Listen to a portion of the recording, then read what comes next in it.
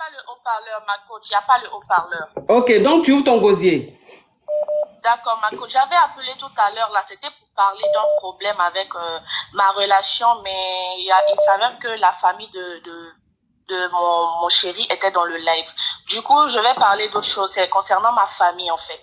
Moi, non, les problèmes... Non, ma chérie, les problèmes de famille... C'est vraiment important. Si vous non. Ça n'a rien à voir avec problème de famille. Ma coach, je vais vous expliquer. Si vous ne voulez pas que je continue, vous me dites, je vais arrêter tout de suite. Parce que les problèmes de famille, je n'aime pas trop intervenir dans les problèmes de famille. Oui, moi, j'interviens dans les problèmes de relations amoureuses. Oui, ma coach, mais s'il vous plaît, écoutez d'abord. Si ça ne vous arrange pas, vous allez me dire, je vais raccrocher. Parce que depuis tout à l'heure, j'insiste. Ok. Ok. Alors, ma coach, moi, je vivais avec ma mère et elle m'a jamais parlé de mon père. Et à chaque fois, quand je lui demandais, elle essayait de fermer le sujet. Donc, moi, j'ai un grand frère. Il y a 8 ans entre mon grand frère et moi. Donc, j'ai essayé de demander à non, c'est pas good life. Attends, ma chérie. C'est pas good life. Okay. Vous aussi, pourquoi vous faites les choses comme ça? Vous mettez good life, pourquoi? C'est good life, là. Good life, ça veut dire bonne vie. Good life, là, ça veut dire bonne vie. On dit de mettre good life. Live, c'est L-I-V. Vo, comme va voir. Good live, pas life. H. Ah. L-I-V-E. Good live. H. Oui, ma chérie. Oui, ma coach. Du coup, quand je demandais à ma maman, elle refusait de me parler de ça jusqu'à ce que j'ai eu mes 21 ans, je crois, l'année passée. Du coup, je continuais toujours de chercher mon père parce que moi, je me disais que la misère qu'on est en train de vivre, si mon père était là, on n'allait pas avoir cette vie-là, on allait avoir peut-être une meilleure vie. Donc, j'essayais de le rechercher et de savoir le pourquoi. Et quand j'ai retrouvé mon père, j'étais en communication avec mon père. J'ai caché ça à ma maman. Je n'ai pas dit à ma maman que je parlais avec mon papa.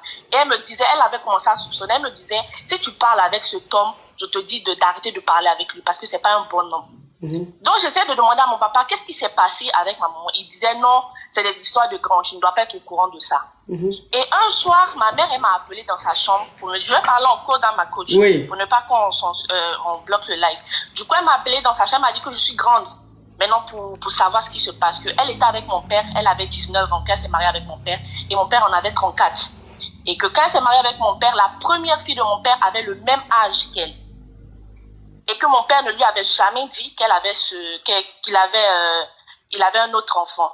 Et qu'elle a découvert à travers la cousine de la sœur à mon père, que mon père, quand il a un nouvel enfant, quand c'est une fille, il a des trucs avec cet enfant-là, en fait. Vous comprenez? Oui. Il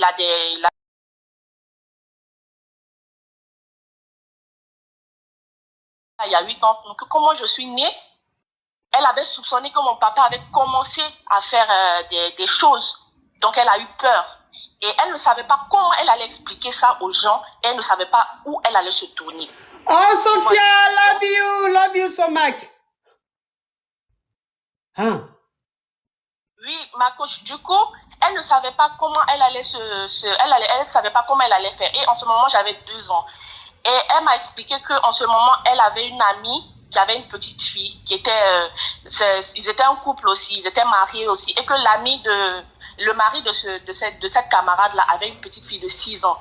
Et à chaque fois, mon père insistait pour partir chez cet ami-là. Bon, mon père insistait pour aller chez cet ami, parce qu'il faisait des trucs avec cette petite. Et quand cette famille a compris ça, cette famille a essayé de porter plainte, mais que ma maman a apaisé cette histoire. Donc cette histoire a vraiment tourné. Et quand j'ai appris ça, je ne savais pas comment j'allais expliquer ça à mon père, ma coach.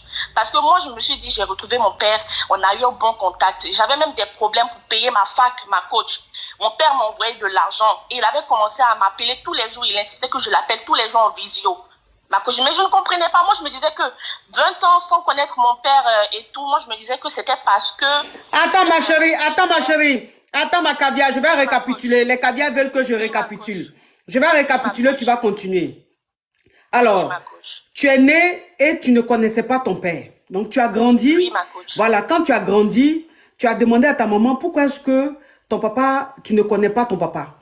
Et ta maman, elle ne voulait pas te dire. Elle te disait, elle t'interdisait de chercher à retrouver ce papa-là. Elle te disait de rentrer en contact. Elle te disait ne rentre pas en contact avec cet homme. Je ne veux pas que tu aies une relation de fille et père avec cet homme. Toi, tu ne comprenais pas. Oui, donc, à chaque fois, tu ne comprenais pas pourquoi ta maman t'interdisait de retrouver ton père. Et toi, en fait, tu avais tellement envie de connaître ton papa, ce qui est tout à fait logique. Tu as tout fait, tu as fait tes recherches et tu as retrouvé ton père. Donc, quand tu as retrouvé ton père, tu as retrouvé ton père sans en parler à ta maman. C'est-à-dire que tu as retrouvé ton père en cachette. J'ai fait 2 mois en train de parler avec mon père sans que ma mère ne sache. Ok, attends ma chérie. Donc, attends ma chérie. Donc, ça veut dire que quand tu as retrouvé ton père, tu parlais avec ton père tous les jours sans que ta maman ne sache. Tu te cachais pour parler avec ton papa. Donc, un jour, ta maman t'a appelé dans la chambre. Elle t'a dit, maintenant, tu es grande. Je vais t'expliquer pourquoi est-ce que je ne voulais pas que tu retrouves ton papa. Je vais t'expliquer pourquoi je ne voulais pas que tu rentres en contact avec ton papa. Ton papa, en fait, quand il fait enfant, c'est-à-dire que quand il enceinte une femme et qu'elle a un enfant, si l'enfant c'est une fille, il grêle la petite. Oui, c'est ça, Attends ma chérie, je vais récapituler s'il te plaît, pour que les gens comprennent et puis après tu continues. Que quand il fait un enfant, si l'enfant c'est une fille, il grêle la petite. Si l'enfant c'est une fille, il grêle la petite. Et que comme toi, je t'ai accouché et que tu es une fille, voilà pourquoi je t'ai éloigné de cet homme-là. Et quand on était, la dernière, il avait un ami qui avait une fille. La petite avait 6 ans. Mais il aimait tout le temps aller chez cette fille, chez son ami. Jusqu'à ce qu'on l'attrape, qu'on sache qu'il graissait la petite fille de 6 ans. Voilà comment son ami a coupé les ponts avec lui. Donc quand ta maman t'a expliqué, tu étais choquée. En fait, de savoir que ton papa est comme ça, tu t'es choqué. Mais toi, c'est après, tu as commencé à te poser une question, tu t'es dit, mais, parce qu'à chaque fois que ton papa t'appelle, il te dit de mettre la caméra. Et toi, tu t'es dit, mais comme pendant 22 ans, tu n'as pas connu ton père, vous n'avez pas partagé des moments ensemble, c'est normal qu'en fait, il ait envie de parler avec toi par vidéo. Donc, tu n'as pas trouvé ça bizarre. Ok, ma chérie, continue. Du coup, ma coach, vu que quand j'ai appris ça, ma maman m'a dit qu'en ce moment-là, parce que mon père était quelqu'un qui avait beaucoup d'argent avant. Et quand elle a quitté mon papa, il était dans une situation où il avait vraiment fait faillite. Donc tout le monde a pointé du doigt ma mère en lui disant que c'est parce que mon père n'a plus d'argent qu'elle n'est plus avec lui. Vous voyez? Oui. Donc, les gens avaient commencé à salir le nom de ma maman parce que ma maman aussi avait une réputation avant. Donc, ils avaient commencé à salir son nom et dire que c'est parce que mon père n'a plus d'argent que ma mère n'est plus avec lui. Et quand ma maman m'a expliqué ça, elle m'a expliqué que mon père lui avait menti qu'il avait 4 autres enfants, 4 autres filles avant qu'il ne se marie. Donc, les 4 autres filles, il avait des relations avec ces 4 autres filles. Et c'est sa cousine, c'est la cousine de mon père qui a dit ça à ma mère un jour. Et quand elle a expliqué ça à ma maman, elle a dit à ma maman, ah, donc toi tu n'es pas au courant de ce que ton mari fait. C'est aujourd'hui que toi tu as su ça. Non, on pensait que tu étais au courant parce qu'il ne se cache plus maintenant. Donc quand ma maman m'a expliqué ça, ma coach, j'ai pleuré, je ne savais pas quoi faire. Ma coach, j'étais tellement sous le choc que je ne savais pas quoi faire. Ma coach, j'étais tellement heureuse de retrouver mon père, mais je ne savais pas que c'était ça qui avait fait qu'ils étaient séparés, ma coach. Donc, quand mon père m'appelle actuellement, je ne peux même pas décrocher ma coach. Parce que je sais même pas qu'est-ce que je vais lui dire, ma coach. Quand je l'appelle, et puis quand il a payé mon université et tout, je n'avais pas d'argent, ma coach. Ma mère aussi était dans une situation très difficile. Je n'avais pas d'argent et tout, ma coach.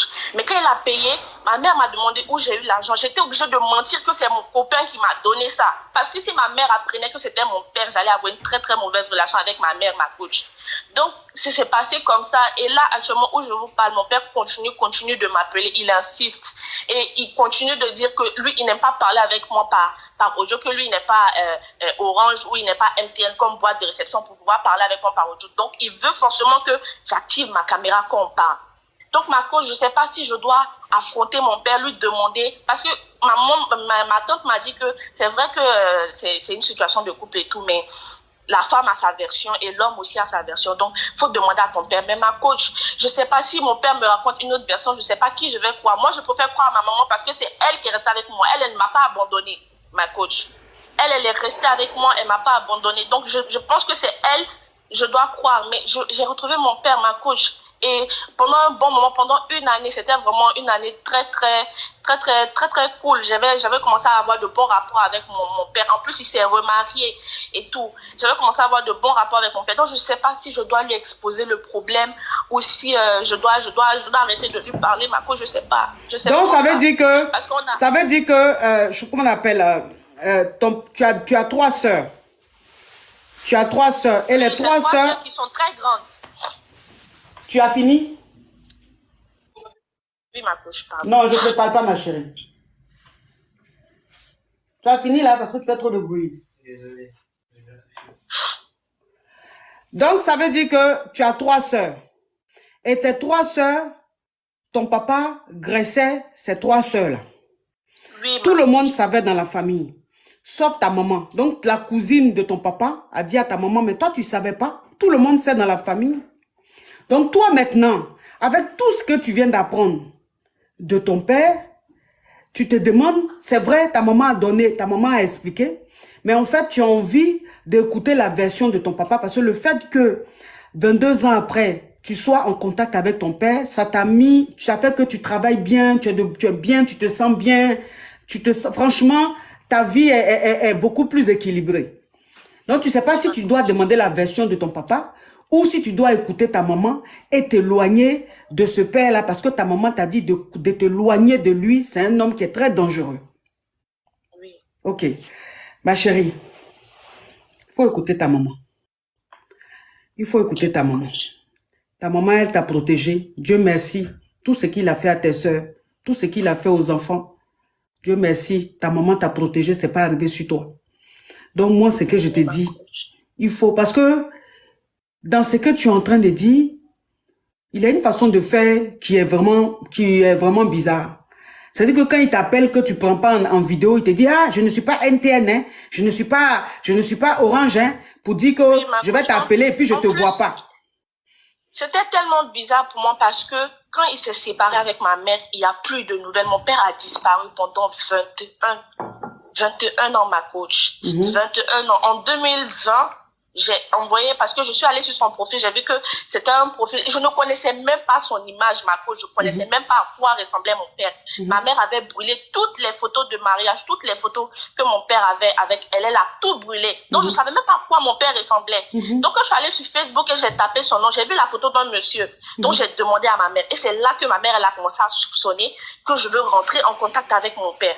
Donc, moi, j'ai trouvé ça bizarre que tu puisses abandonner tes enfants comme ça. Donc, quand je suis rentrée en contact avec, je lui ai envoyé un message sur Facebook, il n'a pas répondu. Donc, j'ai regardé dans les commentaires et j'ai vu qu'il y avait un monsieur que son compte était très actif. C'est là que j'ai écrit ce monsieur et il m'a reconnu. Quand il m'a reconnu, il m'a mis en contact via WhatsApp avec mon père. Et quand il m'a mis en contact avec lui, j'ai commencé à parler avec lui. C'était vraiment un moment très émotif pour moi parce que je me disais que oui, j'avais rencontré mon père. Et lui aussi, il me disait de ne pas dire à ma mère que je parlais avec lui, ma coach. Faut écouter, écoute ta maman, s'il te plaît. Ok, ma coach. Écoute ta maman, s'il te plaît. Écoute vraiment ta maman. Faut écouter ta maman, s'il te plaît. Parce que ça, c'est trop grave. Tu comprends? C'est trop grave. Oui, ma ça, pour que tu peux pas être en contact avec un homme comme ça. Tu peux pas être en contact avec un homme comme ça. Non. C'est un homme à fuir. C'est un homme à fuir. Il s'est remarié. La nouvelle femme qu'il a, mon Dieu. Cette femme-là, peut-être qu'elle sait même pas ça. Peut-être qu'elle a eu des enfants, elle a eu des filles et tout. On ne sait pas dans quoi elle est comme ça. Donc vraiment, ma chérie, il faut écouter ta maman. Écoute ta maman, s'il te plaît. Il faut t'éloigner de lui. C'est vrai, tu as envie de partager des moments avec ton père. C'est tout à fait normal, mais celui-là, il faut l'éviter parce que c'est quelqu'un, il est dans les mouvements de gens sectes, les mouvements de spirituels bizarres là. Donc, c'est pas quelqu'un, voilà, il est mystique. C'est pas quelqu'un de bien. Oui, c'est pas quelqu'un de bien. Donc, comme c'est en Afrique, c'est pour ça où il est là, il est en liberté, il tourne. Sinon, si c'était chez